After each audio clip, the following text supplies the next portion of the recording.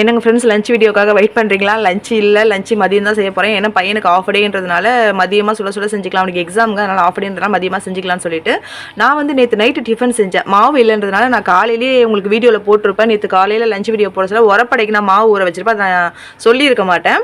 அந்த உரப்படை வந்து நைட்டுக்கு தான் ஊற வச்சேன். நம்ம ஊற வச்சுட்டா நைட்டுக்கா கார சட்னி தேங்காய் சட்னிலாம் வச்சு சாப்பிட சொல்ல சூப்பராக இருக்கும் சொல்லிட்டு நான் வந்து ஒரு சின்ன அரைபடியில் ரேஷன் அரிசி போட்டுட்டேன். எல்லா பருப்புலையும் அரை கைப்பிடி அளவுக்கு எல்லா பருப்பும் போட்டுட்டு ஒரு 10 காஞ்ச மிளகாய் போட்டுட்டு நல்லா ஊற வச்சுட்டு கழுவி அரைச்சி இந்த மாதிரி தோசை ஊற்றுனீங்கன்னா இதான் உரப்படம் சொல்லுவோம். ரொம்ப சிம்பிள், சூப்பராக இருக்கும். இதில் வேணும்னா காஞ்ச மிளகாய், வெங்காயம், பச்சை மிளகாய், கருவேப்பிலை, கொத்தமல்லி கூட போட்டு சுட்டுக்கலாம். எதுக்கு வேணாம் அப்படின்ட்டு சிம்பிளாக தான் சுட்டேன். நைட்டு டிஃபன் சூப்பராக இருந்ததுங்க. சுட உரப்படையை நல்லா தாளமாக எண்ணெய் விட்டு சுட்டுட்டு அது கூட கார சட்னி தேங்காய் சட்னி வச்சு சாப்பிட சொல்ல அவ்வளோ டேஸ்ட்டாக இருந்தது. அது வந்து மாவு நான் கொஞ்சம் எக்ஸ்ட்ரா தான் போட்டேன், கொஞ்சம் மாவு எடுத்து வச்சிருந்தேன். சரி இப்போ காலையில் பாப்பாக்கு மட்டும் டிஃபன் ஊற்றி கொடுத்துடலான்ட்டு அவள் இன்னைக்கு வந்து அம்மா இன்னைக்கு கேன்டீன்லேயே சாப்பிட்டுக்கிறேன் விட்டுடுங்க அப்படின்னு சொல்லிட்டு அவளும் ரெஸ்ட் கொடுத்தா. ஏன்னா 2-3 நாளாவே வேலை அதிகமாக இருக்கிறதுனால சஷ்டி விரதம் இன்னைக்கு வந்து ஸ்டார்ட்டுங்க எனக்கு.